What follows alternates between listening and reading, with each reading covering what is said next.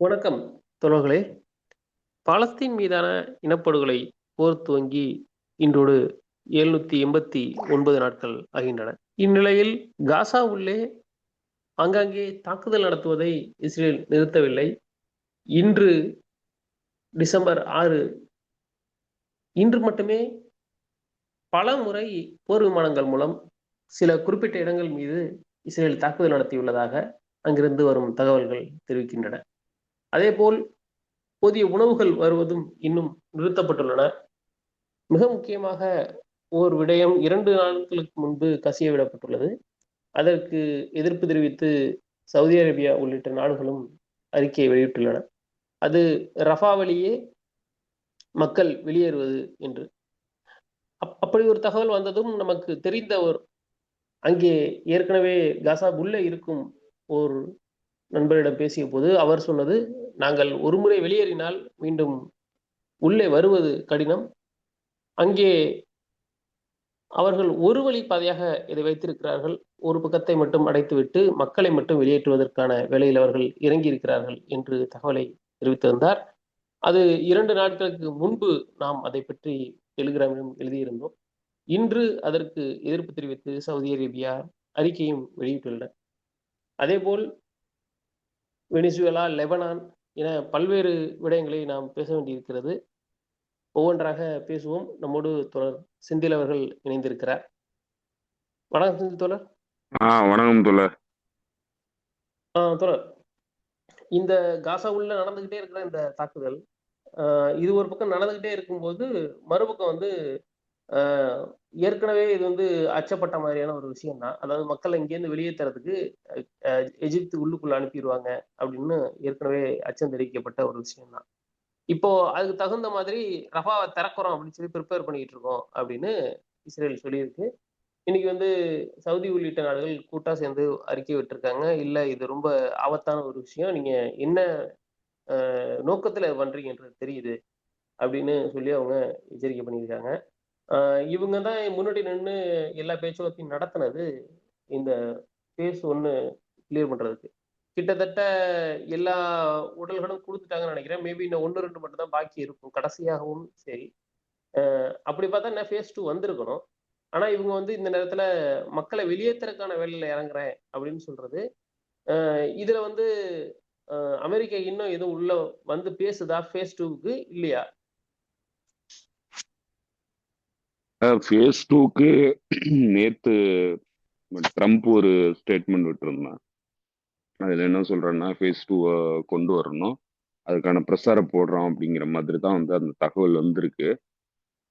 இப்ப பிரசாரம்னா யார்கிட்ட போடுறதுன்னா, யார்கிட்ட போடுறது? இப்ப நெத்தன்யாகு கிட்ட தான் போடணும். நெத்தன்யாவுக்கு ஃபேஸ் 2 போறதுக்கு விருப்பம் இல்லாத மாதிரி இருக்கான். ஸோ அதை எப்படியெல்லாம் சப்டாச் பண்ண முடியுமோ அது எல்லாமே அவங்க பண்ணிட்டு இருக்கிறானுங்க. ஸோ யார்கிட்ட பேசி இதை எப்படி அவன் இப்போ 2 பேரையும் ஹேண்டில் பண்ற இடத்துல நின்றுட்டு இருக்கான் ட்ரம்ப்.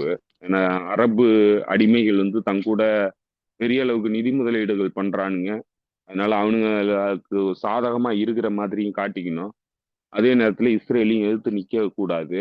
ஸோ இப்படியான ஒரு நிலையில வந்து ட்ரம்ப் சிக்கி இருக்கிறதுனால ரெண்டுக்கும் அப்படி பூசி மழுகிற வேலையில தான் வந்து போய் ஈடுபட்டுக்கிட்டு இருக்கான். ஸோ அதனால இன்னும் பெரிய அழுத்தம் இருக்கிற மாதிரி தெரியல. 2வது ஃபேஸ்க்கு போறது திட்டமாவே முதல்ல இந்த சீஸ்ஃபயர் திட்டத்தை பொறுத்தளவுல வந்து கிளியரா இல்ல. அது எல்லாமே வேகா இருக்கு. ஃபர்ஸ்ட் ஃபேஸ் மட்டும்தான் வந்து கொஞ்சம் தெளிவானது. அதுதான் வந்து அவனுங்க தெளிவா திட்டமிட்டு பண்ணதே தவிர செகண்ட் ஃபேஸை பத்தி அவனுங்க பெருசா திட்டமிடல் பண்ணல. அது எல்லாமே வேகான ஸ்டேட்மெண்டா தான் வந்து இருந்திருக்கு. ஸோ பாலஸ்தீன் ரெசிஸ்டன்ஸை பொறுத்தளவுலையும் கிட்டத்தட்ட அதே தான் நிலை. ஏன்னா இப்ப அவங்களுமே வந்து ஃபர்ஸ்ட் ஃபேஸ் மட்டும்தான் வந்து அவங்களுக்கு உகந்ததா இருந்தது. ஸோ செகண்ட் ஃபேஸை பொறுத்தளவுல வந்து இஸ்ரேலிய துருப்புகள் வந்து காசா விட்டு வெளியேறணுங்கிறது தான் பிரதானமானது. ஆனா அதே இடத்துல இவனுங்க வந்து ஹமாஸை வந்து டிஸ்ஆர்ம் பண்றதும் அதே டயத்துல நடக்கணும் அப்படின்னு சொல்லும்போது அது ஏற்றுக்கொள்ள முடியாத விஷயமா தான் வந்து அவங்களுடைய அவங்களுடைய நிலைப்பாட்டை பொறுத்தளவுலையும் இருக்கு. ஸோ அதனால இப்ப இந்த இன்டர்நேஷனல் ஸ்டெபிலைசேஷன் ஃபோர்ஸை வந்து உருவாக்கணும்.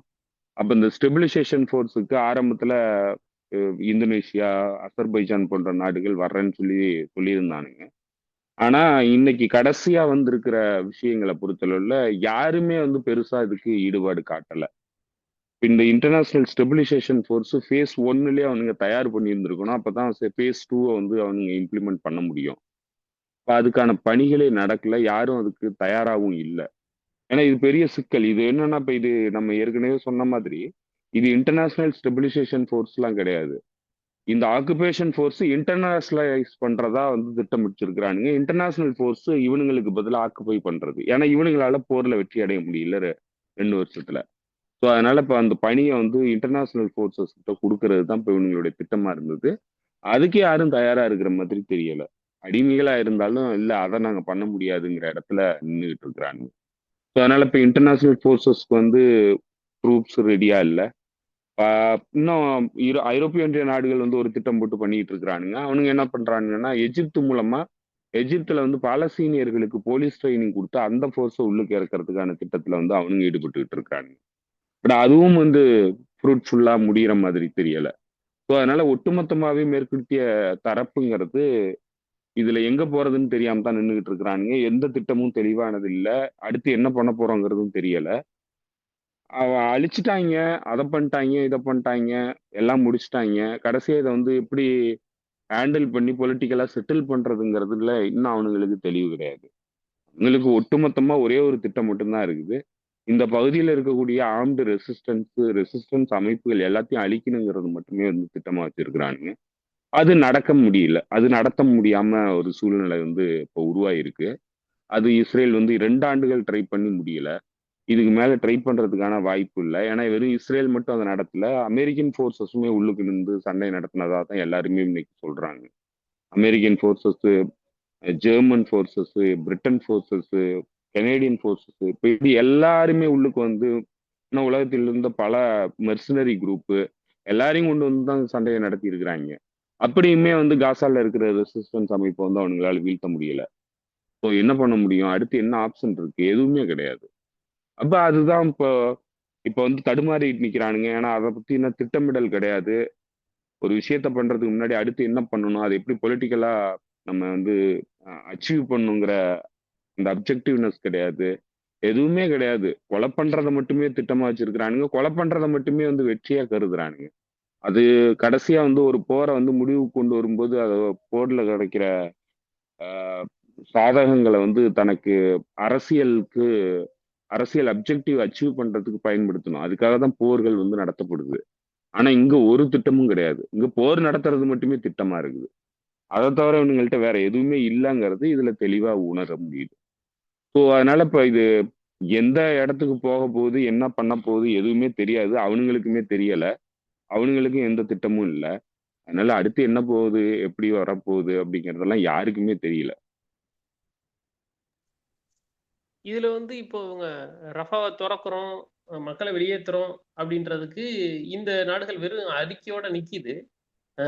அப்போ வந்து எகிப்து உள்ளதான் அவங்க இமீடியட்டா போக போறாங்க. அப்போ வந்து எகிப்து அவங்க இது பண்ணிட்டாங்க, நீங்க கன்வின்ஸ் பண்ணி நீங்க மக்களை உள்ள ஏத்துக்கங்க அப்படின்ற இடத்துக்கு வந்துட்டாங்களா?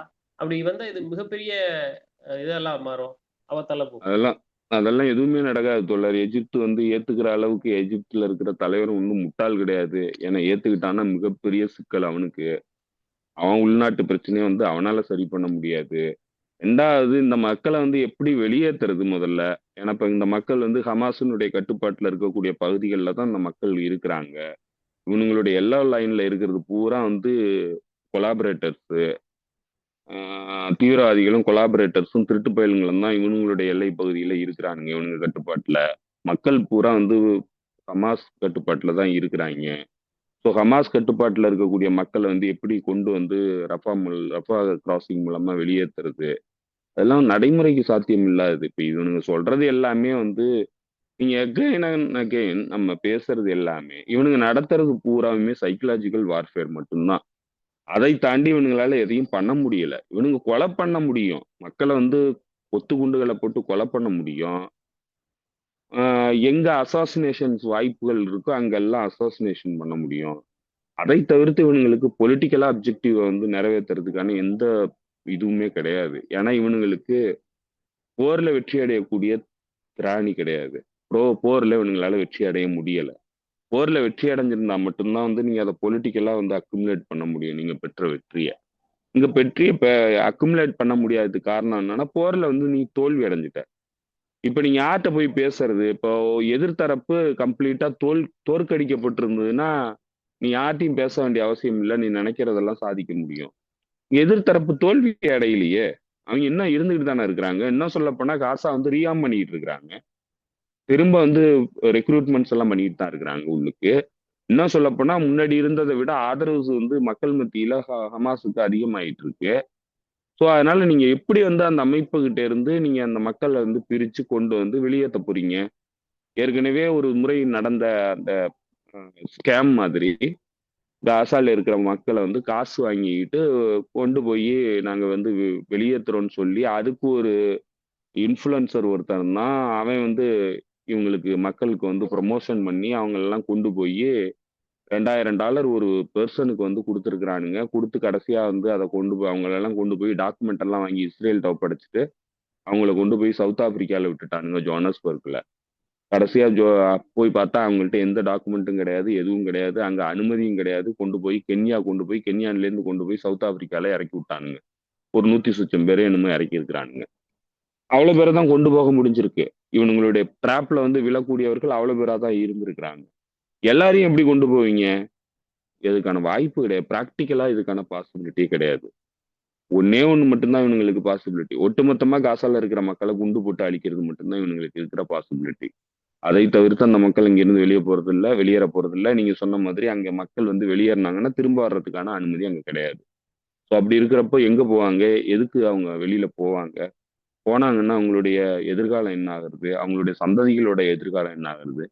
அதற்கான வாய்ப்பே கிடையாது. அவங்க போக போறது இல்ல. வாலண்டியரா போறதுக்கான வாய்ப்பு கிடையாது. கட்டாயப்படுத்தி தள்ளணும்னா ஹமாஸை எதிர்த்து தான் அவனுங்க தள்ளி ஆகணும். அதற்கான வாய்ப்பும் கிடையாது. ஸோ அதனால இதெல்லாம் வந்து மிரட்டல் விடுறதுக்கும் பயமுறுத்துறதுக்குமான ஒரு யுக்தியை தவிர நடைமுறைக்கு சாத்தியமான யுக்தியே கிடையாது. நீங்க சொன்ன பிறகுதான் ஞாபகம் வருது. அந்த காசா உள்ள உளவாளிகள், அந்த கொலாபரேட்டர்னு சொல்லக்கூடிய ஐஎஸ்ஐஎஸோட துணை அமைப்பா இருந்த ஒரு அமைப்பை சேர்ந்த ஒருத்தனை இஸ்ரேலும் அமெரிக்காவும் ஆதரிச்சு உள்ள வச்சிருந்தாங்க. அது அபு சகபாப் அப்படின்னு சொல்லி. அந்த நபர் வந்து உள்ள கொள்ளடிக்கிறது, அந்த மக்களுக்கு வர உணவுப் பொருட்கள் கொள்ளடிக்கிறது, இன்னும் அங்க இருக்கக்கூடிய போராளிகளை காட்டி கொடுக்கறது, இந்த வேலையெல்லாம் பண்ணிக்கிட்டே இருந்தான். அப்பவே வந்து அவங்க அப்பா அம்மாவே வந்து அவங்க குடும்பமே வந்து லெட்டர் எழுதியிருந்தாங்க பாலஸ்தீன் மக்களுக்கு. எனக்கும் அவங்களுக்கு எங்களுக்கும் அவனுக்கும் சம்மந்தம் இல்லாம எங்களை விட்டு ரொம்ப நாளாச்சு போய். நாங்க கூட என்ன நினைச்சிட்டு இருந்தோம்னா, மக்களுக்கு நல்லது பண்றான்னு நினைச்சிட்டு இருந்தோம். பாதுகாப்பா மக்களுக்கு உணவு கொண்டு போய் கொடுக்குறான்னு. ஆனா இப்படி ஒண்ணு பண்ணுவான் அப்படின்றது எங்களுக்கு தெரியாது. அவனுக்கும் எங்களுக்கும் சம்மந்தம் இல்ல. அவனுக்கு என்ன நடந்தாலும் அதை பத்தி நாங்க கவலைப்பட போறது இல்லைன்னு சொல்லி அப்பவே ஒரு 6 மாசத்துக்கு முன்னாடி அவங்க அறிக்கை கொடுத்திருந்தாங்க. இப்போ அந்த நபரை வந்து கொலை செய்யப்பட்டதா ஒரு தகவல் வந்துச்சு. இஸ்ரேல் ஆர்மி ரேடியோவும் வந்து அதை உறுதி பண்ணியிருந்துச்சு. அதுக்கப்புறம் திருப்பி வந்து லேட் நைட்டும் வந்து அன்னைக்கே இல்ல அவர் வந்து சொரக்கா ஹாஸ்பிட்டல்ல வச்சிருக்கிறாங்க டெல்அவிவ்ல. அவரு இப்போதைக்கு நல்லா தான் இருக்காருன்னுலாம் ஒரு தகவல் வந்துச்சு. இது 2ல எது உண்மை? என்ன நடந்திருக்கு? அதை பத்தி கொஞ்சம் சொன்னா நல்லா இருக்கும். First of all Yasir Abu சபாப்ங்கிறவன் வந்து ஒரு குற்றவாளி, ஒரு ட்ரக் டிராபிக்கர், கொலை குற்றவாளி. அதனால காசா அரசாங்கம் இருக்கும்போது அவன் குற்றச்சாட்டுக்கு உள்ளாகி கோர்ட்ல தண்டனை கொடுத்து அவனை ஜெயில வச்சிருந்திருக்கிறாங்க. 2015 தொடங்கி அவன் ஜெயில இருந்தான். இப்போ இந்த இனப்படுகொலை போர் ஆரம்பிச்சதுக்கு அப்புறம் வந்து அவங்களுக்கு எல்லாம் வந்து பொது மன்னிப்பு மாதிரி கொடுத்து, அதுவும் கண்டிஷனல் பொது மன்னிப்பு தான் அவங்களுக்கு கொடுத்துருக்குறாங்க. இந்த குற்றவாளிகளுக்கு, ஜெயில இருந்தவங்களுக்கு எல்லாம் நீங்க போங்க, இப்போதைக்கு இனப்படுகொலை நடக்குது, அதனால நீங்க போகலாம், மனிதாபிமான அடிப்படையில உங்களை எல்லாம் வெளியில விடுறோம். நீங்க போயிட்டு இந்த போர் வந்து முடிவுக்கு வந்ததுக்கு அப்புறம், இனப்படுகொலை போர் முடிவுக்கு வந்ததுக்கு அப்புறம் நீங்களாம் வந்து சரண்டர் ஆயிடணும் அப்படிங்கிறது தான் அவங்களுக்கு கொடுக்கப்பட்டிருந்த இது கண்டிஷன். என்னன்னா என்ன பின்னணியில அவங்களுக்கு கொடுத்தாங்கன்னா, ஒரு இனப்படுகொலை நடக்கும்போது குற்றவாளிகள் வந்து ஜெயிலுக்குள்ள இருக்கும்போது அவங்க கொல்லப்படுறதுக்கான வாய்ப்பு முழுமையா இருக்கு. ஏன்னா இப்ப இங்க எந்த நியமங்களும் ஃபாலோ பண்ணப்படுறது இல்ல. இஸ்ரேலை பொறுத்தளவுல எந்த நியமங்களும் கிடையாது. அவனுங்க இனப்படுகொலை பண்ணுங்கிற நோக்கத்தோட வந்திருக்கிறானுங்க. ஸோ அதனால அவனுங்க எல்லாரையும் கொல்லுவானுங்க. அப்ப வெளியில இருக்கிறவங்க ஒரு பக்கத்துக்கு ஒரு பக்கம் ஓடுறதுக்கான வாய்ப்பு இருக்கும். ஜெயிலுக்குள்ள இருக்கிறவங்க எங்கேயுமே போறதுக்கான வாய்ப்பு கிடையாது. அப்போ குற்றவாளி ஏற்கனவே ஒரு தண்டனை அனுபவிச்சுட்டு இருக்கிறவனுக்கு புதுசா ஒரு தண்டனை கொடுக்குற மாதிரி ஆயிடும். அது மனிதாபிமான அடிப்படையில அவனுக்கு அந்த ஆம்னிஸ்டி வந்து அவங்களுக்கு கொடுத்துருக்குறாங்க. அந்த ஆம்னிஸ்டியை வாங்கிட்டு வெளியில வந்தவன் கடைசியா இஸ்ரேல் கூட கொலாபரேட் பண்ணி இவங்களையே கொலை பண்றது, பொதுமக்களை சுட்டுக் கொல்றது, மக்கள் வாங்க போறவங்களை வந்து சுடுறது, உணவுப் பொருட்களை வந்துகிட்டு இருக்கிற உதவி பொருட்களை வந்து கடத்துறது, துப்பாக்கி முனையில வந்து கடத்துறது, அதை வந்து பிளாக் மார்க்கெட்ல அதே மக்களுக்கு அதிக விலையில வந்து விற்கிறது, இவ்வளவு அட்டூழியங்களை இந்த இனப்படுகொலைக்கு மத்தியில பண்ணிக்கிட்டு இருந்தான். ஸோ இப்படியான ஒருத்தன் தான் வந்து இந்த யாசிர் அபு சபாப். இவன் ஐசிஸ் கூட தொடர்புல இருந்தவன். ஐசிஸ்க்கும் இவனுக்கும் நெருக்கமான தொடர்பு இருக்கு, இவன் குழுவுக்கும். ஸோ அது வந்து ஆஹ், இப்ப இன்னைக்கு மற்ற பகுதிகளில் இந்த ஐசிஸ் குழுங்கிறது நாங்க இஸ்லாமியர்களுக்காக பாடுபடுறோம்னு சொல்றவங்களுடைய நிலை வந்து இந்த யாசிர் அபு சபாப் என்ன மாதிரியே இருக்கானோ அது மாதிரிதான் அவனுங்களும் இருக்கிறானுங்க. அதை இன்னைக்கு நிரூபிச்சுட்டானுங்க சிரியா முதற்கொண்டு. ஸோ அதனால இனிமே அதை நம்ம எக்ஸ்பிளைன் பண்ண வேண்டிய அவசியம் இல்லை. ஸோ இதுதான் வந்து அவனுங்களுடைய நிலைப்பாடு. ஸோ இப்படியான ஒருத்தன் தான் இந்த யாசிர் அபு சபாப். அப்படி வந்தவன் கடைசியா அந்த மாதிரி காட்டி கொடுப்பு பணிகள்ல ஈடுபடுறது, ஹமாஸ் வீரர்களை வந்து எங்க இருக்காங்கன்னு சொல்லி இஸ்ரேலிய படைகள் கூட வந்து காட்டி கொடுக்கறது, அவங்களுடைய வந்து கொலை பண்றது, இவ்வளவு அட்டூழியங்களையும் பண்ணிட்டு இருந்தான். இந்த போர் நிறுத்தம் அறிவிக்கப்பட்ட உடனே ஹமாஸ் வந்து அப்பவே சொல்லிடுச்சு, ரெசிஸ்டன்ஸ் அமைப்புகள் அப்பவே சொல்லிட்டாங்க, இவங்களுக்கெல்லாம் வந்து பொது மன்னிப்புங்கிறது கிடையாது, உடனடியா உங்களுடைய ஆயுதங்களை சரண்டர் பண்ணிட்டு எங்கள்கிட்ட வந்து சரண்டர் ஆயிடுங்க அப்படின்னு சொல்லி 15 நாள் டைம் கொடுத்துருந்தாங்க அவனுங்களுக்குலாம். அதுல அவங்க சில பேருக்கு மட்டும் ஆம்னிஸ்ட் கொடுக்குறோம், அதாவது பொது மன்னிப்பு கொடுக்குறோம் அப்படின்னு சொல்லியிருந்தாங்க. அந்த சில பேர் யாருன்னா, இதற்கு முன்னாடி வந்து ஒரு கொலை குற்றத்துல ஈடுபடாதவனுங்க, கொலை பண்ணாதவனுங்க, பெரிய அளவுக்கு பெருங்குற்றங்கள்ல ஈடுபடாதவனுங்களுக்கு ஆம்னிஸ்ட் கொடுத்து அனுப்புறது தான் அவங்க கொடுத்திருந்த உத்தரவாதம். அப்ப வந்து சரண்டர் ஆனவனுங்களுக்கு கொடுத்துருவோம் அப்படிங்கிறது தான் சொல்லியிருந்தாங்க. ஆனா இவனுங்க யாருமே சரண்டர் ஆகிறதுக்கு தயாரா இல்லை. ஏன்னா இவனுங்க எல்லாருமே கொலை குற்றவாளிகள். இவனுக்கு பண்ணது பூரா அட்டூழியம். அந்த மக்களுக்கு எதிராக அவ்வளவு அட்டூழியங்கள், சமூக விரோத செயல்கள் முழுக்க வந்து அந்த மக்களுக்கு எதிராக பண்ணியிருக்கான். யாரும் எதிரிக்கு எதிராலாம் இல்ல, அதே மக்களுக்கு எதிராக பண்ணிட்டு இருந்தவனுங்க. ஸோ அதனால இவனுங்களுக்குலாம் ஆம்னிஸ்டி கிடைக்கிறதுக்கான வாய்ப்பு இல்லை. அதனால இவனுங்க சரண்டர் ஆகல. இவனுங்க என்ன பண்ணிட்டானுங்க, இஸ்ரேல் கூட சேர்ந்துக்கிட்டு, இஸ்ரேலுடைய ராணுவத்து கூட சேர்ந்துக்கிட்டு இஸ்ரேல் கட்டுப்பாட்டுல இருக்கிற பகுதிக்கு ஓடிட்டானுங்க. அங்க ஓடிட்டாங்க. மக்கள் எல்லாம் வந்து ஹமாஸ் கட்டுப்பாட்டுல இருக்க பகுதிக்கு வந்துட்டாங்க. இவனுங்க பூரா இஸ்ரேல் கட்டுப்பாட்டுல இருக்கிற பகுதிக்கு ஓடிக்கிட்டு அங்கிருந்து மீண்டும் மக்கள் எல்லாம் கொலை பண்ற வேலையில இவனுங்க ஈடுபட்டுக்கிட்டு இருந்தானுங்க. இதுதான் இவனுங்களுடைய பணி. இஸ்ரேலினுடைய ஒரு மெர்சனரி குரூப்பா இயங்கிட்டு இருந்தானுங்க. ஒரு 3-4 குழு 4 பகுதிகள்லயும் இருக்கிறானுங்க. அந்த குழுல முக்கியமான குழுவான இருந்தது தான் இந்த பாப்புலர் போர்சஸ்ன்னு சொல்ற இந்த யாசிர் அபு சபாபினுடைய குழு. அப்படி இருந்த குழுவினுடைய தலைவன் 2 நாளைக்கு முன்னாடி கொல்லப்பட்டிருக்கான். ஸோ இதை வந்து ரெசிஸ்டன்ஸ் அமைப்பு அசாம் பிரிகேடு வந்து அவங்களுடைய இதுல சொல்லியிருக்கிறாங்க, எதிரிகிட்ட வந்து போய் ஆக்குபேஷன் சைனிஸ்ட் ஆக்குபேஷன் அரசாங்கம் வந்து உன்னை காப்பாத்துன்னு சொல்லி நம்பிட்டு நீங்க போனீங்கன்னா என்ன நடக்குங்கிறது யாசிர் அபு சபாப் தான் வந்து உங்களுக்கு உதாரணம். இதுதான் நடக்கும், அவன் உன்னை பாதுகாக்க மாட்டான் அப்படின்னு சொல்லி அவங்களுடைய அறிக்கையில வந்து அவங்க சொல்லியிருக்கிறாங்க. ஸோ நடந்தது பல்வேறு தகவல்கள் வருது. ஏன்னா இப்போ கிடைக்கிற சோர்ஸ் எல்லாமே வந்து ஹீப்ரூ சோர்சஸ் தான் வந்துகிட்டு இருக்கு. ஹீப்ரூ மீடியாக்கள் வந்து ஒவ்வொருத்தனும் ஒவ்வொரு மாதிரி எழுதுறானுங்க. ஒருத்தன் சொல்றான் அவன் வந்து ஹமாஸ் தரப்புனால கொல்லப்பட்டான், அதாவது ரெசிஸ்டன்ஸ் வீரர்கள் வந்து அவனை அசாசினேட் பண்ணிட்டாங்க அப்படின்னு சொல்றாங்க. இன்னொரு தரப்புல அவன் இல்ல, உள்ளுக்குள்ள அதே குழுக்களுக்கு இடையிலான சண்டையில வந்து இவனை கொன்னுட்டாங்க, சுட்டு கொன்னுட்டாங்க அப்படின்னு சொல்றாங்க. அப்புறம் இன்னொரு தகவல் என்னன்னா, அவன் உள்ளுக்கே செத்து போட்டான்னு சொல்றாங்க, உள்ளுக்கே இறந்துட்டான் அப்படின்னு. அப்புறம் இதை இல்லாம சில பேர் சொல்றானுங்க, இல்ல அவன் வந்து இஸ்ரேல் வந்து அவனை காப்பாத்துறதுக்கான முயற்சியில் ஈடுபட்டு அந்த சொரோக்கான்னா என்னமோ பேரு, சொரோக்காங்கிற ஹாஸ்பிட்டல் போன முறை வந்து ஈரான் தாக்குதல் நடத்தும் போது அந்த ஹாஸ்பிட்டல் பக்கத்துல தான் தாக்குதல் நடத்துச்சுன்னு சொல்லி குய்யோ முறையோ நானுங்க, அந்த ஹாஸ்பிட்டல் கொண்டு போய் அந்த ஹாஸ்பிட்டல்ல இறந்து போனான் அப்படிங்கிறது தான் அவனுங்க சொல்றானுங்க. இப்ப இதுல எது உண்மைங்கிறது நமக்கு தெரியல. இன்னும் உறுதியான தகவல்கள் வந்து எதுவுமே இல்லை. முடிஞ்ச வரைக்கும் இது எந்த நடந்திருக்கிறதுக்கான இதுலயும் இன்னொரு குழப்பமான தகவல் என்னன்னா, அவன் சுட்டு கொல்லப்படல, அடிச்சு கொல்லப்பட்டாங்கிற ஒரு தகவலும் இருக்கு. ஸோ அதனால இதுல எது நடந்திருக்கு என்னங்கிறது தெரியல. ஆனா அதிகமான வாய்ப்பு எதுக்கு இருக்குன்னா, ரெசிஸ்டன்ஸ் வந்து அவனை அசாசினேட் பண்ணியிருக்கிறாங்க அப்படிங்கிறது தெரியுது. ரெசிஸ்டன்ஸ் அசாசினேட் பண்ணியிருக்கிறாங்கன்னா அவன் இஸ்ரேலுடைய கட்டுப்பாட்டுல ஐடிஎஃப் கட்டுப்பாட்டுல இருக்கக்கூடிய எல்லோ லைன் பகுதியில தான் வந்து இவனுங்க எல்லாம் இருந்தானுங்க. ரஃபா பகுதியில தான் இவனுங்க இருந்தது. அங்க வந்து இவன் கொலை பண்ணப்பட்டிருக்கான் அப்படின்னா இப்ப எந்த அளவுக்கு ரெசிஸ்டன்ஸ் ஸ்ட்ராங்கா இருக்குங்கிறது தெளிவாகுது. இஸ்ரேலுடைய கட்டுப்பாட்டு பகுதியிலையும் தாக்குதல் நடத்தக்கூடிய அளவுக்கு அவங்க வந்து ஸ்ட்ராங்கா இருக்கிறாங்க அப்படிங்கிறது தெரியுது.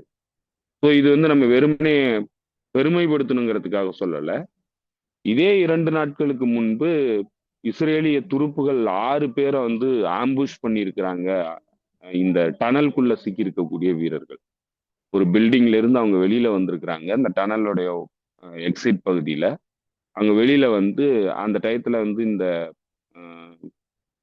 ட்ரூப்ஸ் வந்து அந்த பக்கம் போனவங்கள ஆம்புஷ் பண்ணி ஒரு 6 பேர் வந்து சீரியஸான இன்ஜுரி. அதுல ஒருத்தன் ரொம்ப சீரியஸ் கண்டிஷன்ல இருக்கிறதா சொன்னாங்க. ஆனா அதுல 15 பேருக்கும் மேற்பட்டவர்கள் காயமடைஞ்சிருக்கிறதுக்கான வாய்ப்பு இருக்கிறதா சொல்றாங்க. ஆனா இஸ்ரேல் தரப்புல இருந்து அதெல்லாம் ஏத்துக்கல. பாலஸ்தீனிய தரப்புல இருந்து உள்ளுக்குள்ள இருக்கக்கூடிய அதாவது வெல் இன்ஃபார்ம்டு சோர்ஸ் பாலஸ்தீன் உள்ள என்னென்ன நடக்குதுங்கிறத சொல்லக்கூடிய சோர்ஸ் வந்து என்ன சொல்றாங்கன்னா 15 பேராவது அடிபட்டு இருக்கிறதுக்கு வாய்ப்பு இருக்கு. அது மட்டும் இல்ல ஒரு 2-3 பேராவது உயிரிழப்பை சந்திச்சிருக்கிறதுக்கான வாய்ப்பு இருக்கு அப்படிங்கிறதையும் சொல்றாங்க. ஸோ இப்போ அந்த அளவுக்கு அவங்களுடைய எல்லோ லைன்ல கட்டுப்பாட்டுல இருக்கக்கூடிய பகுதியில பலஸ்தீன் ரெசிஸ்டன்ஸ் அமைப்பு தாக்குதல் நடத்துற அளவுக்கு இன்னும் வலுவா இருக்கு. அதுவும் இன்னும் சொல்ல போனா ஒரு 4-5 மாசமா வந்து தனிச்சு விடப்பட்டிருக்கக்கூடிய பிரிகேடு. ரஃபா பிரிகேடுங்கிறது மற்ற பிரிகேடு கூட தொடர்புல இல்லாத பிரிகேடு. அதனாலதான் அவங்க வந்து இந்த எல்லோ லைன் பகுதியில வந்து சிக்கியிருக்கிறாங்க. அவங்களால வந்து உள்ளுக்கு தொடர்பு எடுக்க முடியல. உள்ளுக்குள்ள என்ன நடக்குதுங்கிறதே அவங்களுக்கு தெரிஞ்சுக்க முடியல. இன்டர்நேஷனல் லெவல்ல என்ன நடக்குது இப்ப இந்த சீஸ்ஃபயர் வந்துதான் என்னங்கிறதே அவங்களுக்கு தெரியலங்கிறது அவங்க தரப்புல இருந்து சொல்றாங்க. ஹமாஸ் தரப்புல இருந்து சொல்றதுன்னா எங்களுக்கும் அவங்களுக்கும் இருக்கிற கம்யூனிகேஷன் கட் ஆயிடுச்சு, எங்களால அவங்கள தொடர்பு கொள்ள முடியல அப்படிங்கிறது தான் ஆரம்பத்துல இருந்து ஹமாஸ் சொல்லுது. அது உண்மையா என்னங்கிறது அடுத்த விஷயம். இன்னொரு விஷயம் என்னன்னாக்கா அப்படி ஒரு வேளை தொடர்புல அவங்க எல்லாம் இல்லைன்னா அவங்களுக்கு இந்த சீஸ்ஃபயர் வந்திருக்கிறதே தெரியாது. சீஸ்ஃபயரே வந்திருக்கிறது தெரியலன்னா அவங்க இருந்துகிட்டே தான் இருக்கிறாங்க. அப்போ 4 மாசம் 5 மாசமா தொடர்புலயே இல்லாம இருக்கிறாங்கன்னா இதற்கு முன்னாடியே அவங்க அதே மாதிரிதான் இந்த போரை வந்து நடத்தி இருந்திருக்கிறாங்க. தொடர்ந்து இந்த போரை நடத்தினதே அந்த மாதிரியான சூழல்ல தான் வந்து அவங்க போரை நடத்தி இருக்கிறாங்க. யாருமே இந்த பகுதியில இருந்து அந்த பகுதிக்கு போய் தாக்குதல் நடத்துறதெல்லாம் பண்ணல. எல்லாருமே அவங்கவங்க இடத்துல ரஃபா பிரிகேட்னா ரஃபா பிரிகேட் ரஃபாவில மட்டும்தான் இருக்கும். கான்யூனிஸ் பிரிகேட்னா கான்யூனிஸ் பிரிகேடு கான்யூனிஸ்ல மட்டும்தான் இருக்கும். இப்படி ஒவ்வொரு பகுதிக்கும் தனித்தனி பிரிகேடா இண்டிவிஜுவலா டீசென்ட்ரலைஸ்டு ஃபார்ம்ல ஒர்க் பண்றதா தான் வந்து அவங்க ஏற்கனவே திட்டம் போட்டு இந்த போரை வந்து நடத்தி இருக்கிறாங்க. அதே ஃபார்ம்ல இப்ப ரஃபா பிரிகேடு இருக்கு. அப்பன்னா அவங்க எல்லாம் வந்து இறந்து போயிருவாங்களா, உணவுப் பொருட்கள் இல்லாம வந்து செத்துருவாங்களான்னா அதற்கான வாய்ப்பு குறைவா இருக்கிறதா தான் தெரியுது. ஏன்னா இப்ப அதெல்லாம் வந்து அவங்க ஏற்கனவே பழக்கப்பட்டதுனால கண்டிப்பா உணவுப் பொருட்கள்ல இருந்து எல்லாமே வந்து அவங்க சேகரிச்சு வச்சுதான் வந்து இந்த போரை நடத்திட்டு இருக்கிறாங்க. அப்படின்னா இப்போதைக்கு அவங்க அவங்க உயிருக்கு ஆபத்து இருக்கிறது இவங்க சொல்றதெல்லாம் வந்து உண்மை இருக்கிற மாதிரி தெரியல. ஏன்னா கண்டிப்பா வந்து அவங்க இன்னும் நீண்ட நாட்கள் வந்து போரை நடத்தக்கூடிய அளவுக்கு கெப்பாசிட்டியோட தான் இருக்கணும். இவனுங்க சில இடங்கள்ல எக்ஸிட் வர்றது இல்ல என்ட்ரன்ஸை வந்து கான்கிரீட் எல்லாம் போட்டு அடைச்சிருக்கிறாங்க. அப்படியுமே அவங்க வெளியில வந்திருக்கிறாங்கன்னா அப்ப கண்டிப்பா வந்து வேற எங்கெங்கெல்லாம் எக்ஸிட் வச்சிருக்கிறாங்கன்னு அவங்களுக்கு தான் தெரியும். இவனுங்களால கண்டுபிடிக்க முடியலங்கிறது கிளியரா தெரியுது. இப்ப இந்த ஆம்புஸ்ல இருந்து அதெல்லாம் தெளிவாகுது. இன்னமும் வந்து இவனுங்களால கண்டுபிடிக்க முடியல டனல் எங்க இருக்குது, எங்கெங்கெல்லாம் எக்ஸிட் இருக்குங்கிறத இன்னமும் அவனுங்க முழு கட்டுப்பாட்டுல வச்சுக்கிட்டே கண்டுபிடிக்க முடியல. அப்ப தாக்குதல் நடத்துறாங்கன்னா கண்டிப்பா வந்து இவனுங்களால கண்டுபிடிக்க முடியலங்கிறது தான் உண்மை. அப்படின்னா அவங்க எப்படி உள்ளுக்கே சிக்கி இறந்து போவாங்க? அதற்கான வாய்ப்பு எல்லாம் குறைவானதா தான் கருதப்படுது. அப்படி இருக்கிறதுனால இவனுங்க வந்து இந்த இந்த துரோக கும்பல் வந்து இஸ்ரேலுடைய கட்டுப்பாட்டுல இருக்கும், அதனால நம்ம சேஃபா இருக்கிறோம், நம்மள எதுவும் பண்ண முடியாது அப்படின்னு நினைச்சாங்கன்னா இன்னைக்கு சபாபினுடைய இந்த மரணங்கிறது அவனுங்களுக்கு எல்லாம் செய்தியை சொல்லுது. இப்ப மீண்டும் வந்து ரெசிஸ்டன்ட் தரப்புல இருந்து அறிக்கை விட்டுருக்காங்க. நேற்று 10 நாள் டைம் தரோம், இந்த மிச்ச மீதி இருக்கிறவனுங்க வந்து சரண்டர் ஆயிடுங்க அப்படின்னு சொல்லியிருக்கிறாங்க.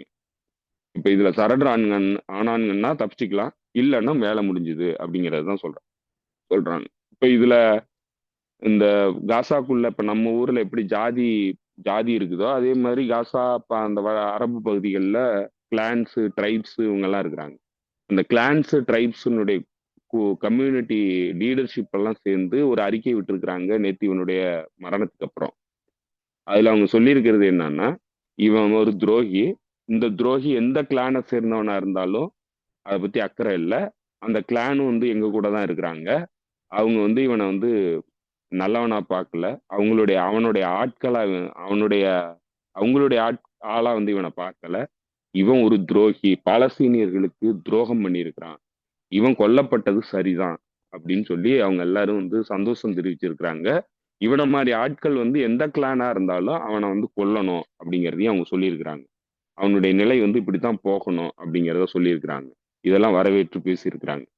இதுல என்னன்னா, இப்ப பலஸ்தீன்ல இந்த கிளான்களுக்குள்ள ஒருத்தன் கிளான்ல இருந்து ஒருத்தன் போறவன் ஒரு துரோக நடவடிக்கையில் ஈடுபடும் போது அந்த அந்த சமூகத்தினுடைய நன்மை கருதி இந்த கிளான் எல்லாம் ஒண்ணு சேர்ந்து இவனை வந்து நிராகரிச்சு, அந்த குடும்பமே இவனை நிராகரிச்சு, இவன் வந்து துரோகம் பண்ணிட்டான்னு சொல்லி ஒதுக்கி தள்ளி இருக்கிறாங்க. ஆனா இது மாதிரி நம்ம ஊர்ல ஜாதிய ரீதியா யாராவது வந்து ஒரு குற்றம் பண்ணி இந்த மாதிரி ஒரு நம்மளுடைய தமிழர்களுக்கு எதிரா ஒரு பெரிய துரோக நடவடிக்கையில் ஈடுபட்டான்னா ஜாதிய ரீதியா நிராகரிப்பாங்களாங்கிறது தான் இப்ப நமக்கு இருக்கிற கேள்வி. ஏன்னா அந்த மாதிரி நம்ம ஆளுங்க பழக்கப்பட்டிருக்காங்களா? கொலகாரன் எல்லாம் வந்து ஜாதிய பேரை சொல்லிக்கிட்டு காப்பாத்துற ஊரா தான் நம்ம ஊர் இருக்குது. ஸோ இது ஒரு நல்ல உதாரணம். ஏன்னா இதுல இருந்து பாடம் கற்க வேண்டியது நிறைய இருக்கு. பாலஸ்தீன்ல மக்கள் எப்படி இருக்கிறாங்க, பாலஸ்தீனத்தை அவங்க எப்படி பாக்குறாங்க, பாலஸ்தீன சமூகத்தை எப்படி பாக்குறாங்கிறதுக்கு இது ஒரு நல்ல அடையாளம். அதெல்லாம் இங்க நம்ம ஊர்ல மிஸ் ஆகுதுங்கிறது நமக்கு கிளியரா தெரியுது. ஸோ இப்ப அந்த கிளான்ஸ் எல்லாம் சேர்ந்து நேத்திக்கு அறிக்கை விட்டுருக்குறாங்க. நாங்க பாலஸ்தீன் ரெசிஸ்டன்ஸ் கூட நிக்கிறோம். பாலஸ்தீன் ரெசிஸ்டன்ஸ் தான் எங்களுக்கானவங்க. எங்க கிளானா இருந்தாலும் பரவாயில்ல. அவன் துரோக நடவடிக்கையில் ஈடுபட்டவனுக்கு இந்த நிலைமை தான் ஏற்படணும். நாங்க இதுக்கு முழுமையான ஒத்துழைப்பு கொடுப்போம் அப்படிங்கிறதையும் அவங்க சொல்லியிருக்கிறாங்க. ஸோ அதனால துரோகத்துல ஈடுபடுறவங்களுக்கு இதுதான் நிலைங்கிறது தெளிவா இருக்கு. இது தொடர்ந்து நடக்குங்கிறதும் தெரியுது. அந்த இடத்துலயே நீங்க சொல்லக்கூடிய அந்த எல்லோ லைன் அப்படின்ற இடத்துல வந்து இரண்டு இரண்டு பேரை கொலை பண்ணிட்டோம், அவங்க வந்து இங்க தாக்க வந்தாங்க, ஊடுருவி வந்தாங்க அப்படின்னு சொல்லி அதெல்லாம் உள்ள டீட்டெயிலாம் எடுத்து அப்படின்னு இஸ்ரேல் சொல்லியிருந்துச்சு. உள்ள எல்லாம் எடுத்து பார்த்தா ஒரு 11 வயசு சிறுவன், ஒரு 8 வயது சிறுவன், 2 சிறுவர்கள் வந்து அந்த பக்கம் நடந்து போயிருந்திருக்காங்க. அதாவது கற்பனையா வரையப்பட்ட ஒரு கோடு. ட்ரம்ப் கையில இருக்கிற மேப்ல தான் அப்படி ஒரு கோடு இருக்கு. காசால இந்த லைனு எல்லோ லைனு அப்படின்னு சொல்லி. இங்க அங்க எந்த ஒரு அடையாளமும் கிடையாது. அந்த சிறுவர்கள் அங்கேயே பிறந்து வளர்ந்தவங்க, அங்கேயே பழக்கப்பட்டவங்க. அவங்க அந்த பக்கம் நடந்து போயிருக்காங்க. அவங்க எங்க லைனை தாண்டிட்டாங்கன்னு சொல்லி சுட்டு கொண்டுட்டாங்க. சுட்டு கொண்டுட்டு இதுக்கு வந்து விளக்கெல்லாம் கொடுத்து இவங்க போட்டு வச்சிருந்தாங்க. ஐடிஎஃப் தரப்புல இருந்து உலகம் முழுக்க இருக்கக்கூடிய மக்கள் வந்து மிகப்பெரிய கொந்தளிப்பு அதுக்கு தெரிவிச்சிருக்கிறாங்க. முக்கியமா மேற்கு ஊடகங்கள் வந்து, மேற்கு ஊடகங்கள் இல்ல, இண்டிவிஜுவலா இருக்கக்கூடிய செயற்பாட்டாளர்கள் ரொம்பவே தெளிவா பேசியிருக்காங்க. இது வந்து இப்பவும் இந்த சீஸ்பயர் அறிவிக்கப்பட்ட பிறகும் இனப்படுகொலை தான் நடக்குது. 2 சிறு குழந்தைகளை கொலை பண்ணிட்டு நீங்க வந்து அவங்க வந்து ஆயுதம் ஏந்திட்டு வந்தாங்க, அவங்க வந்து நீங்க தாக்க வந்தாங்கன்னு சொல்றீங்களே, இது அயோக்கியத்தனமா இல்லையா அப்படின்னு சொல்லி. இது எதுக்கு உதாரணமா என்ன திரும்ப திரும்ப காட்டப்படுது அப்படின்னா, இனப்படுகொலை வந்து என்னதான் சீஸ்பயர் அறிவிச்சாலும் இந்த இனப்படுகொலை நிக்கவே இல்லை அப்படின்றது. அதே போல ஒரு முக்கியமான அந்த ரெண்டு சிறுவர்கள் 2 பேரும் அண்ணன் தம்பி, சின்ன பசங்க. அவனுங்களை சுட்டு கொன்னுட்டு இவனுங்க சொல்லியிருக்கிறானுங்க, இவங்க வந்து எங்களுக்கு த்ரெட்டா ஃபீல் பண்ணோம், அதனால கொன்னுட்டோம் அப்படின்ட்டு. அந்த அளவுக்கு தான் தைரியம் இல்லவனுங்க இவனுங்க. ஒரு சின்ன 2 பசங்க, 10, 11 வயசு பசங்க, 2 பசங்க வர்றவனுங்களையே பார்த்து பயப்படுறானுங்க. இண்டிஜினியஸ் பாப்புலேஷன், அவன் சொந்த நிலத்துல இருக்கிறவனுக்கும் தூரத்துல இருந்து போய் அந்த நிலத்தை ஆக்குபை பண்ணவனுக்கும் உள்ள வித்தியாசம். இவன் எவ்வளவு பெரிய ஆயுத கிடங்கோட வச்சுக்கிட்டு ஆயுதங்கள் முழுக்க டெக்னாலஜிக்கல் சுப்பீரியாரிட்டி எல்லாத்தையும் வச்சிருந்தாலும் ஒரு சின்ன பையன், அம்மனமா வர்ற ஒரு சின்ன பையனை பார்த்து கூட பயப்படுற நிலையில தான் இருக்கிறானுங்க. அவ்வளவு கோழையா தான் இருக்கிறானுங்கிறத இன்னைக்கு தெளிவுபடுத்துறானுங்க. அதுதான் அவங்களோட இதாவே தெரியுது. வெளியில அவங்களுடைய நோக்கம் என்ன அப்படின்றது திரும்ப திரும்ப உலகம் பூரா பார்த்துக்கிட்டே இருக்காங்க. நம்ம இங்க நம்ம தரப்புல, ஆசிய தரப்புல இது வந்து கவனிக்கப்படுதோ இல்லையோ, மேற்கு தரப்புல அவங்க இந்த போருக்கு பிறகும் வந்து பெருமளவும் கவனிக்கிறாங்க. அதுல வந்து ஊடகங்கள் எப்பவும் போல வாய மூடிட்டு இருந்தாலும் இண்டிவிஜுவல் ஆக்டிவிஸ்ட், அவங்க எல்லாருமே ரொம்ப தெளிவா அதை கவனிச்சுக்கிட்டே இருக்காங்க. என்ன நடந்துகிட்டு இருக்கு, இவங்க என்ன பண்ணிக்கிட்டு இருக்காங்க அப்படின்றத பார்த்துக்கிட்டே இருக்காங்க. அதுக்கு வந்து சமீபத்தில் நடந்த பல்வேறு பேரணிகள் வந்து உதாரணம். மேபி இது தோழர்கள் கேட்டுக்கிட்டு இருக்க, நாளைக்கு கேட்பாங்க தோழர்கள் இதை.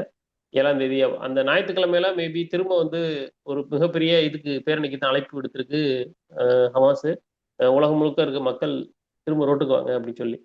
நாளைக்கு அதனுடைய இது தெரியும். பார்க்கலாம் அது எப்படி நகருதுன்னு.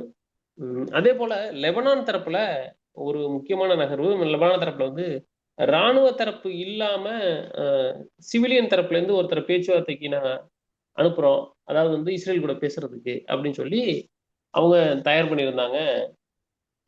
லெபனான் அரசு தயார் பண்ணியிருந்துச்சு. அவர் பேச போறாரு அப்படின்னு தெரிஞ்ச உடனே மறுநாளே மிகப்பெரிய அளவுல போர் விமானங்கள் மூலம் தாக்குதல் நடத்துறத தொடங்குச்சு இஸ்ரேல். அவங்க அப்பப்ப தாக்குதல் நடத்திக்கிட்டே இருக்காங்க. அது முக்கியமா வந்து ட்ரோன் மூலமான இல்ல தாக்குதலா இருக்கு. போயிட்டாரு, போய் பேச்சுவார்த்தை நடத்தி, அது நக்கூராங்கிற வில்லேஜ் சைட்ல தான் வந்து இந்த பேச்சுவார்த்தை நடந்தது. லெபனானுடைய எல்லைப்புற கிராமம். அந்த கிராமத்துல தான் யூனிஃபில் ஃபோர்ஸஸ், இந்த mediators, French American mediators, Israel தரப்புல இருந்து ஒரு சிவிலியன் நபரு, அதுக்கு இவனுங்களும் வந்து ஒரு சிவிலியன் நபரை வந்து அனுப்பிச்சிருந்தானுங்க. முன்னாள் அமெரிக்கன் தூதுவரா இருந்த, லெபனானுக்கான முன்னாள் அமெரிக்கன் தூதுவரா இருந்தவனை தான் வந்து அனுப்பிச்சிருக்கிறானுங்க. ஸோ இவங்க போய் பேச்சுவார்த்தை நடத்தி ஒரு சுமூக பேச்சுவார்த்தை நடந்திருக்கு, ஒரு நல்ல முன்னேற்றமான பேச்சுவார்த்தை அப்படின்லாம் சொன்னானுங்க. அமெரிக்கா இதை வந்து ரொம்ப காலமா முயற்சி பண்ணி இப்பதான் வந்து அதற்கான வாய்ப்பு கிடைச்சு பேச்சுவார்த்தையில் ஈடுபடுது. இது ஒரு நல்ல அறிகுறி, நல்ல முன்னேற்றம் அப்படின்னு சொல்லி சொன்னானுங்க. சொல்லிட்டு வந்து அடுத்த நாள் இஸ்ரேல் கடுமையான தாக்குதல் பல்வேறு பகுதிகளில் நடத்தியிருக்கிறான். ஸோ என்ன தெளிவுபடுத்துதுன்னா, நீ போய் மண்டி போட்டனாக்க கண்டிப்பா உன்னை அடிக்காம விட மாட்டாங்கிறது தெரியுது. ஸோ எதுக்காக போனானுங்க அப்படிங்கிறது தான் தெரியல. ஏன்னா இது வரைக்கும் 93ல இருந்து சிவிலியன் உறவுங்கிறது கிடையவே கிடையாது லெபனானுக்கும் இஸ்ரேலுக்கும். எந்த நெகோசியேஷன்லயும் சிவிலியன் லீடர்ஷிப் போய் கலந்துகிட்டது கிடையாது. அதே போல இஸ்ரேல் வந்து அங்கீகரிக்கப்பட்ட நாடு கிடையாது லெபனானை பொறுத்தளவுல. லெபனான் வந்து இஸ்ரேலை அங்கீகாரமே பண்ணல. அதனாலதான் வந்து அவங்க எந்த உறவும் வச்சுக்க கூடாதுன்னு சொல்றாங்க. ஏன்னா எதிரி நாடு மட்டும் இல்ல, அங்கீகாரம் பண்ணப்படாத நாடு. சிரியா அங்கீகாரம் பண்ணல, இவன் லெபனான் அங்கீகாரம் பண்ணல, சவுதி அரேபியா அங்கீகாரம் பண்ணல. அதனாலதான் நார்மலைசேஷன் கேட்கறாங்க. நார்மலைசேஷன்னா என்ன? நான் அங்க இருக்கேங்கிறத நீ அக்ரி பண்ணிக்கோ, அதை உண்மைன்னு ஏத்துக்கோ அப்படின்னு சொல்லி கேட்கறானுங்க. நானும் ஒரு நாடு, அதை நீ வந்து அங்கீகாரம் பண்ணு அப்படின்னு தான் கேட்கறானுங்க. இப்ப யாருமே அந்த பகுதியில இருக்கிறவங்க பெரும்பாலும் அங்கீகாரம் பண்ணல. அந்த அமெரிக்கன் பப்பட்டா இருக்கக்கூடிய முக்கிய நாடுகள் வந்து அங்கீகாரம் பண்ணியிருக்கிறானுங்க. இப்போ அதுதான் வந்து ஆப்ரஹாம் அக்கார்ட்னு சொல்லி புதுசா போட்டானுங்க. அதுல இது United Arab Emirates, Morocco, Bahrain இவனுங்கெல்லாம் சேர்ந்து நாங்கெல்லாம் அங்கீகாரம் பண்ணிட்டோம் நானுங்க. இன்னும் சவுதி அரேபியாவை அங்கீகாரம் பண்ண சொல்லி கேட்கிறானுங்க. சவுதி அரேபியா இன்னும் அங்கீகாரம் பண்ணல. ஸோ அப்படி அங்கீகாரம் பண்ணப்படாத ஒரு நாட்டினுடைய தலைவனையோ இல்ல ஒரு லீடர்ஷிப்பையோ சந்திச்சு பேசுறது நீங்க பண்ணிட்டீங்கன்னா நீங்க அங்கீகாரம் பண்ணிட்டதா ஆயிடும். அதனாலதான் வந்து இது வரைக்கும் அவங்க பேசுனதே கிடையாது. இந்த முறை நவாசலாமினுடைய முழுமையான அழுத்தத்தின் பேர்ல ஒரு லீடர்ஷிப்பை பிரசிடென்ட் அவுன் வந்து அனுப்பிச்சிருக்கிறான். ஸோ அந்த ஆள் போயிட்டு வந்ததுக்கு அப்புறம் தான் அந்த தாக்குதல்லாம் நடந்திருக்கு. இத பெருசா ஹெஸ்புல்லா வந்து கண்டம் பண்ணியிருந்தாலும், ஆனா அறிக்கையெல்லாம் விடல ஹெஸ்புல்லா. ஆனா பெருசா பேசல. ஆனா மக்கள் வந்து ஹெஸ்புல்லாவினுடைய ஆதரவாளர்கள் வந்து போராட்டத்துல ஈடுபட்டாங்க. அதையும் வந்து ஹெஸ்புல்லா இல்ல வேணாம், போராட்டம்லாம் பண்ண வேணாம் அப்படின்னு சொல்லியிருக்கு. எதுக்காக சொல்லியிருக்கு, என்ன கால்குலேஷன் என்னங்கிறது நமக்கு தெரியல. ஆனா இதெல்லாம் முடிஞ்சு அடுத்த நாள் தான் இந்த தாக்குதல் வந்து நடந்திருக்கு. உக்கரமான தாக்குதல். 2 பில்டிங்ல வந்து தாக்குதல் நடத்தியிருக்கானுங்க. கடுமையான தாக்குதல் நடத்தியிருக்கிறானுங்க. ஸோ அவனுங்க என்ன தெளிவுபடுத்துறானுங்கன்னா, நீ என்கிட்ட மண்டி போட்டேன்னா இன்னும் ரொம்ப அடி பலமா இருக்கும் அப்படிங்கறது தான் தெளிவுபடுத்துறானுங்க. எதிர்த்துனாலும் அடி, மண்டி போட்டனாலும் அடி. அதுக்குதான் சிரியாவுக்கு விழுந்த அடி. சிரியால வந்து சிரியன் லீடர்ஷிப் வந்து இல்ல, நான் வந்து உன்னை ஏத்துக்கிறேன், நான் உன் கூட பேச்சுவார்த்தைக்கு தயாரா இருக்கிறேன், நீ சொல்ல நான் உங்ககிட்ட சண்டைக்கே வரல, உனக்கும் எனக்கும் ஒரே எதிரி தான், அதனால நம்ம 2 பேரும் சேர்ந்து செயல்படலாம்னு சொன்னதுக்கு அப்புறம் அடி விழுந்ததுக்கு காரணம் என்னன்னா, மண்டி போட்டனாலே 4 மிதி சேர்த்து தான் விழும். அதுதான் இங்க நடக்குது. புரியுது. இதுதான் நீங்க தொடர்ந்து சொல்லிட்டே இருக்கிறீங்க. அவனை எதிர்த்து மட்டும் தான் நிக்கணும். நீங்க அவனுக்கு வந்து அடிபணிஞ்சு போனீங்கன்னா அவங்க திரும்ப திரும்ப உங்களுக்கு தான் அடி விழுவும் அப்படின்றத நீங்க திரும்ப திரும்ப சொல்லிக்கிட்டே தான் இருக்கீங்க. இந்த இடத்துல வந்து அடுத்து வெனிசுவேலா பத்தி ஒரு தகவல். முதல்ல வந்த மாதிரியே அஹ், இப்போ நியூயார்க் போஸ்ட், முதல்ல நியூயார்க் டைம்ஸ் சொன்னிச்சுனாங்க, இப்போ நியூயார்க் போஸ்ட் சொன்னதா சொல்றாங்க. 200 ஏதோ மில்லியனோ பில்லியனோ எனக்கு கொடுத்துருங்க, நான் வந்து நாட்டை விட்டு வெளில போயிடுறேன் அப்படின்னு மதுரை சொல்லிட்டாரு. ரெண்டு பேரும் பேசிட்டாங்க, ட்ரம்ப்பும் மதுராவும், அப்படின்லாம் சொல்லி ஒரு கதையை இது பண்ணிக்கிட்டே இருக்கிறாங்க. இதுக்கு அவரு இது பத்தி பேசல. ஆனா வந்து மதுரை பேசும்போது நானும் ட்ரம்ப்பும் வந்து போன்ல பேசியிருக்கோம் ஒரு ஒரு வாரத்துக்கு 10 நாளைக்கு முன்னாடி. அதுக்கான ஸ்டெப்ஸ் நடந்துகிட்டு இருக்கு, அடுத்து என்ன பண்றதுக்கான ஸ்டெப்ஸ், பேச்சுவார்த்தை ஸ்டெப்ஸ் நடக்குது அப்படின்னு மட்டும் அவர் சொல்லியிருந்தார். இதெல்லாம் ஒரு பக்கம். இவங்க வந்து பெரிய லெவல்ல படைகள் எல்லாம் கொண்டு போய் வச்சிருக்காங்க. இதுல நேத்து ஒரு பெரிய கோமாளித்தனமான ஒன்று நடந்துச்சு. நானும் ஒரு 15 வருஷமா ஃபுட்பால் பார்த்துக்கிட்டு இருக்கேன். ஒரு நாளும் வந்து அமைதிக்கான பரிசெல்லாம் வந்து ஃபிஃபா கொடுக்கும் அப்படின்னு நான் பார்க்கவே இல்லை. நேத்து நடந்த நிகழ்வுல வந்து வேர்ல்டு கப்புக்கான டிரா நடந்துச்சு. அந்த நிகழ்வுல வந்து அமைதிக்கான பீஸ் பிரைஸ் ட்ரம்புக்கு கொடுக்குறோம் அப்படின்னு சொல்லி தூக்கி ட்ரம்ப் கையில கொடுத்தாங்க. உலகத்துல இருக்கிற எல்லா ஃபுட்பால் ரசிகர்களுக்கும் கழுவி கழுவி ஊத்துறாங்க. என்ன நினைச்சு நீங்க இதெல்லாம் பண்ணிக்கிட்டு இருக்கீங்க அப்படின்னு. இதெல்லாம் உண்மையிலேயே இருந்தா இதெல்லாம் பண்ணியிருந்தா சரி, அதாவது வந்து உண்மையிலேயே அமைதியை கொண்டு வந்திருந்தாங்கன்னா சரி அப்படின்னா, அப்படி ஒன்றும் நடக்கல. இவன் எதெல்லாம் வந்து அமைதி, மிடில் ஈஸ்ட்ல அமைதி வந்துருச்சு அப்படின்னு சொன்னா, இப்ப அந்த போர் நிறுத்தம் அறிவிக்கப்பட்டதுக்கு பிறகு கொல்லப்பட்ட மக்களே நூத்துக்கணக்கில் வந்துட்டாங்க. அடுத்து இன்னொரு பக்கம் பாத்தீங்கன்னா, வெனிசுவேலால கொண்டு போய் ஆயுதத்தை ஏகப்பட்ட இதை குவிச்சு வச்சிருக்கிறாங்க. இன்னொரு பக்கம் நான் அந்த நாட்டை பிடிச்சிருவேன் இந்த நாட்டை பிடிச்சிருவேன்னு சொல்லி பக்கத்துல இருக்கிற நாடுகள் மிரட்ட வேண்டியது. கனடாவை நான் சேர்த்துருவேன், அந்த பக்கம் பனாமாவை சேர்த்துருவேன், இவங்களை சேர்த்துருவேன், எல்லாத்தையும் பிடிச்சி மிரட்ட வேண்டியது. இவ்வளவு எல்லாம் இருந்துகிட்டு இதுல நடுவுல வந்து அமைதிக்கான பரிசுலாம் வேற கேட்டுக்கிட்டு இருக்காங்க. இந்த கோமாளித்தனம் தான் நம்ம கண் கூட பார்த்துக்கிட்டு சிரிக்க வேண்டியதை தவிர வேற சிரிக்கிறத தவிர வேற ஒன்றும் நமக்கு அதுல வழி இல்லை போட்டுருக்கு. இப்போ இந்த வெனிசுவேலால வந்து அவங்க பேச்சுவார்த்தை நடத்திருக்கேன் அப்படின்னு சொல்றாரு. ஏன்னா அவர் அதுக்கப்புறம் உள்ள டீட்டெயில் பெருசா சொல்லல நிக்கோலஸ் மதுரோ. உடனே இவங்களா ஒரு கதை எழுதி நிறைய சொல்றாங்க. அப்படி ஏதாவது தகவல் இருக்கா, அவங்க என்ன பேச்சுவார்த்தை நடத்திருக்காங்க ரெண்டு பேருக்கும் நடுவில்? என்ன பேச்சுவார்த்தை நடத்துறாங்கன்னு அவங்களுக்கு தான் தெரியும். ஏதோ நியூயார்க் போஸ்ட் வந்து பக்கத்திலே உட்கார்ந்துகிட்டு கேட்ட மாதிரி அவனுங்க எழுதுறானுங்க. இது என்னன்னா டெலிபரேட் மீடியா கேம்பெயின். என்னன்னா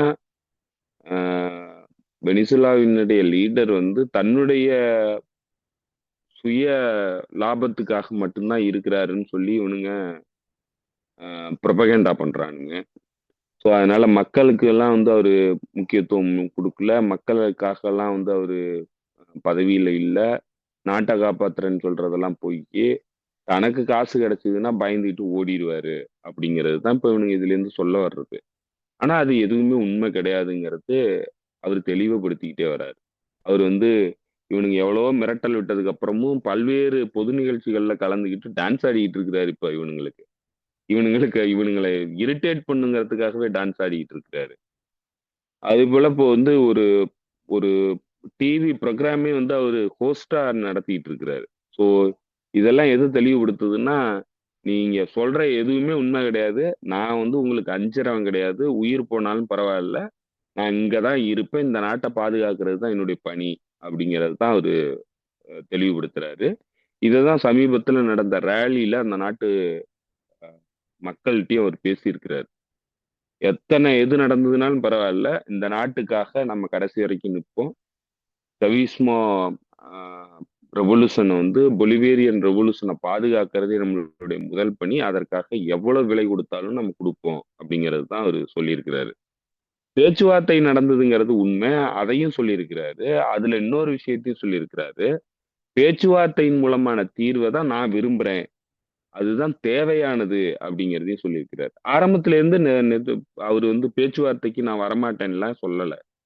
பேச்சுவார்த்தை பண்ணுவோம், என்னென்ன சரி பண்ணணும்னு நீ சொல்ற, அதுல இருந்து எனக்கு என்ன இது கொடுக்குற, என்னுடைய கண்டிஷன்ஸ் என்ன, அதெல்லாம் வந்து சுமூகமா பேச்சுவார்த்தை நடத்தி நம்மளுடைய பிரச்சனைகளை தீர்க்கறதுக்கு முயற்சி பண்ணுவோம் அப்படிங்கிறது தான் அவர் அப்பையில இருந்து சொல்றாரு. அதை எதுவும் புதுசா எல்லாம் அவர் ஒன்றும் பயந்துகிட்டு எல்லாம் சொல்லல. ஆரம்பத்துல இருந்து அதான் சொல்றாரு. நீ பேச்சுவார்த்தை பண்ணான்னா நான் அதுக்கு தயாரா இருக்கிறேன், அதுதான் சரியான வழிமுறைங்கிறத அவர் அப்பையில இருந்து சொல்றாரு. இவனுங்க வந்து இப்போ இதை பயந்துகிட்டு பேசுறாரு, பயந்துகிட்டு வந்துட்டாரு. ஒரு நான் இம்மீடியட்டா அமெரிக்கன் அரசாங்கம் அவர் பதவியில இருந்து வெளியேற சொல்லுது. அவரு ஒரு 18 மாசம் கழிச்சு வெளியேறணும்னு சொல்றாரு. இப்போ காசு வந்து இவ்வளவு கேட்டிருக்கிறாரு, இவ்வளவு காசு கொடுத்தா நான் வெளியேறேன்னு சொல்றாரு. இது எல்லாமே டெலிபரேட்டா இவனுங்க பண்ற ப்ரொபகேண்டா. அவரை டீமீன் பண்ணும், அவர் வந்து பிம்பச்சிதைவு பண்ணுங்கிறதுக்காக இவனுங்க நடத்துற ப்ரொபகேண்டாவை தவிர வேற எதுவுமே இதுல உண்மை கிடையாது.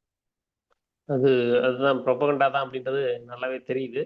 அப்புறம் வந்து இப்போ 2-3 நாளா வந்து இந்தியா வந்திருந்தாரு புட்டின்.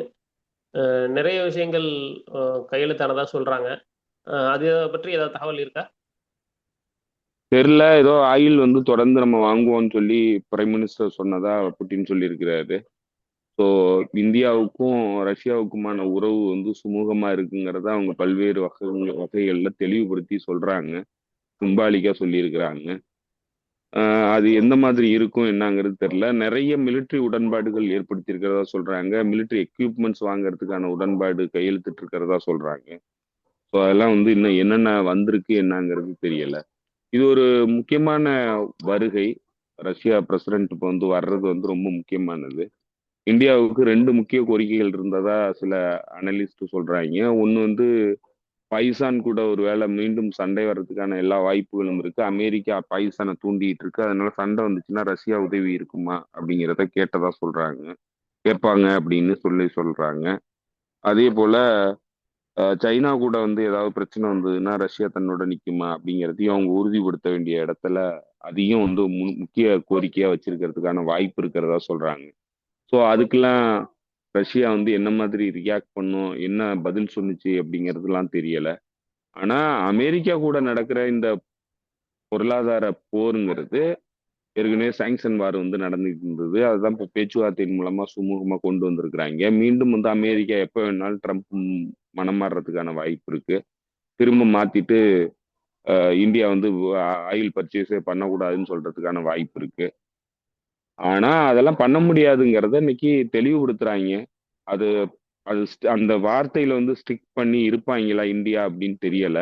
ஏன்னா இந்தியாவினுடைய நேஷனல் இன்ட்ரெஸ்ட்டை பொறுத்தளவுல வந்து இவனுங்க புள்ளி பண்றதுக்கு பயந்தாங்கன்னா அது வந்து பெரிய வீக்னஸ் தான். இன்னும் அடிக்கிறதுக்கு தயாராவானுங்க, இன்னும் பலமா அடிப்பானுங்க. அது பண்ணாம இருந்தாங்கன்னா இவங்க தப்பிக்கலாம். ஆனா இவங்களோட ஹிஸ்டரி வந்து இவங்க என்னத்த தைரியமா நின்று என்ன பண்ண போறாங்க அப்படிங்கிறது தான் நமக்கு கேள்வியா இருக்கு. ஏன்னா இவங்களோட வரலாறு அப்படி இல்லை. அதுலயும் குறிப்பா இப்ப ஆட்சியில இருக்கக்கூடிய இந்த சங்கிகள்ட்ட அந்த இதே கிடையாது.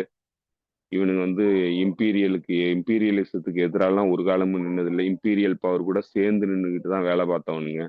ஸோ அதனால இவனுங்க எந்த அளவுக்கு தாக்கு பிடிப்பானுங்க, ஸ்டெட்ஃபாஸ்டா இருப்பானுங்க, பாலஸ்தீனியர்கள் மாதிரி ஸ்டெட்ஃபாஸ்டா உள்ள பழக்கம் வந்து இவனுங்கள்ட்ட என்னைக்குமே இருந்ததில்லை.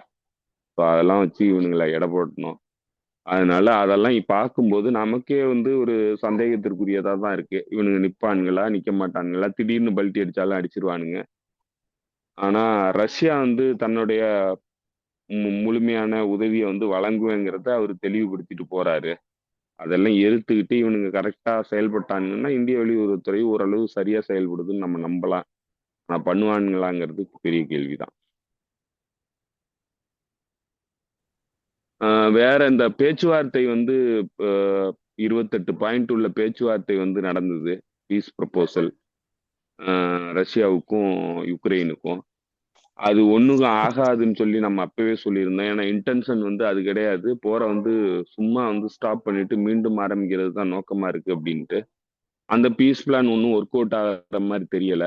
ஒன்றும் பெரிய முன்னேற்றத்துக்கு வரமா போன மாதிரி தெரியல. எந்த முன்னேற்றமும் ஏற்படலைன்னு சொல்லி ரஷ்ய தரப்புல இருந்து சொல்லியிருக்கிறாங்க. எந்த காம்ப்ரமைஸையும் நாங்க ஏத்துக்க முடியாதுன்னு சொல்லிட்டாங்க. ஸோ அதனால இவனுங்க மீண்டும் வந்து கொண்டு போய் அங்க இங்க பேச்சுவார்த்தையில் ஈடுபடுறானுங்க. ஸோ அதனால இன்னும் பெருசா மாற்றம் அடையறதுக்கான வாய்ப்பு இருக்கிறதா தெரியல.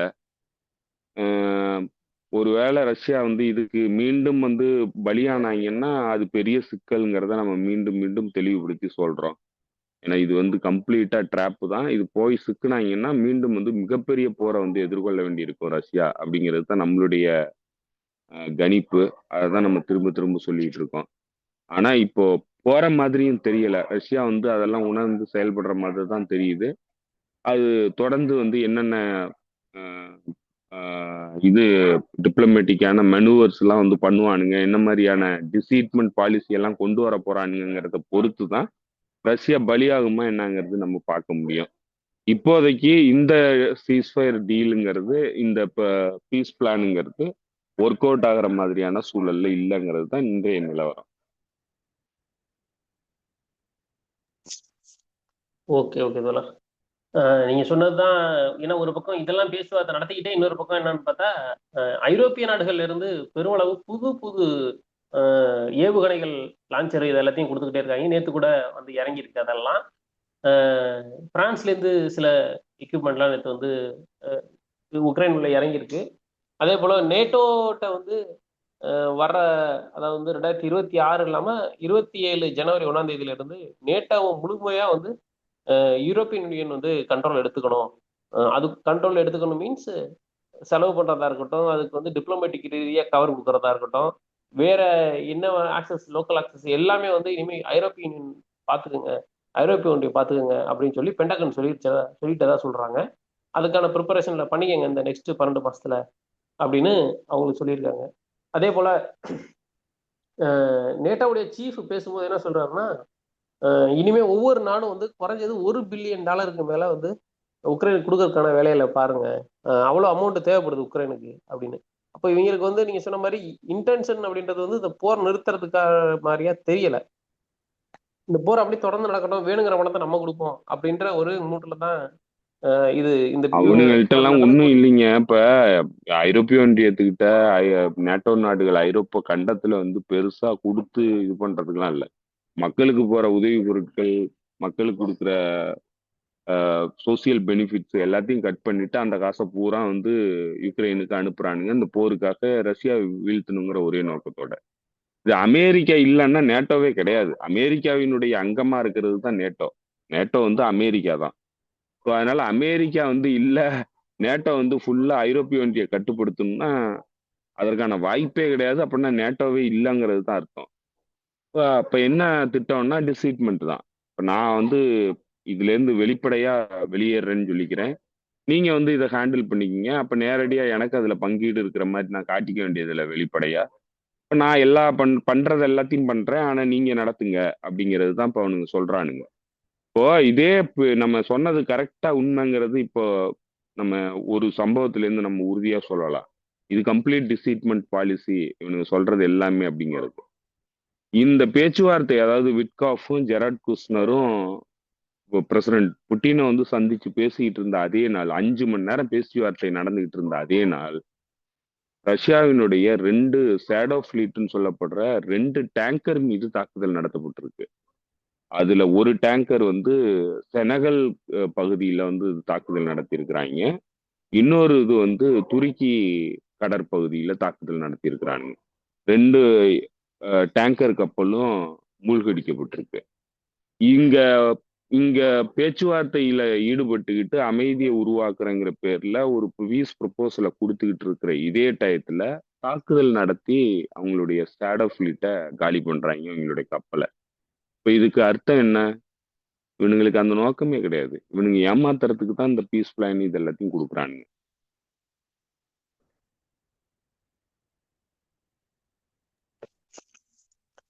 இது நமக்கு எந்த அளவுக்கு தெரியுதோ அதே அளவு ரஷ்ய தரப்பும் இதை உணர்ந்திருக்கும் அப்படின்றது நம்மளால புரிஞ்சுக்க முடியுது. உணர்ந்திருக்கணும். அப்படி அவங்க உணராம வேற ஒரு முடிவு எடுத்தாங்கன்னா அது அவங்களுக்கு தான் தொல்லையா போய் முடியும் அப்படின்னு ஏற்கனவே சொல்லியிருந்தீங்க. அதுதான் நம்ம திரும்ப திரும்ப அங்கே பார்க்க முடியிற மாதிரி இருக்கு. பார்க்கலாம் வேற ஏதாவது அடுத்தடுத்த நிகழ்வுகள் வேற என்ன நடக்குதுன்னு பார்த்தா தான் நம்ம இந்த ஒரு குறிப்பிட்ட விஷயத்துல, இந்த ரஷ்ய உக்ரைன் விஷயத்துல பேச முடியும். ஏன்னா வந்து தாக்குதலை வந்து இன்டென்சிஃபையா தான் பண்ணிக்கிட்டே இருக்குது. ரஷ்யா எதையுமே நிறுத்தவே இல்லை. என்னதான் பேச்சுவார்த்தை நடந்தாலும் அட்டாக் வந்து நடந்துகிட்டே இருக்குது. அவங்க கண்டினியூ ஃபார்வர்டு போயிட்டே இருக்கிறாங்க அப்படிதான் சொல்றாங்க. இன்னும் வந்து ரொம்ப ஹெவியான ஆர்டிலரி எல்லாம் பயன்படுத்த ஆரம்பிச்சிட்டாங்க. ரஷ்யா முதல்ல இந்த 2 வருடங்கள்ல இருந்ததை விட அதிக அளவுக்கான ஆர்டிலரிலாம், அதாவது அந்த ஏவுகணைகள், மிசைல்ஸ் இதெல்லாம் வந்து இன்னும் அதிநவீன மிசைல்கள் எல்லாத்தையும் இப்போதான் உள்ள இறக்க ஆரம்பிச்சிருக்காங்க அப்படின்லாம் சொல்றாங்க. பார்க்கலாம் வேற அடுத்தடுத்து என்ன நடக்குதுன்னு. உங்க நேரத்துக்கு மிக்க நன்றி சிந்தித்தோழர். நன்றி தோழர்களுக்கும் நன்றி.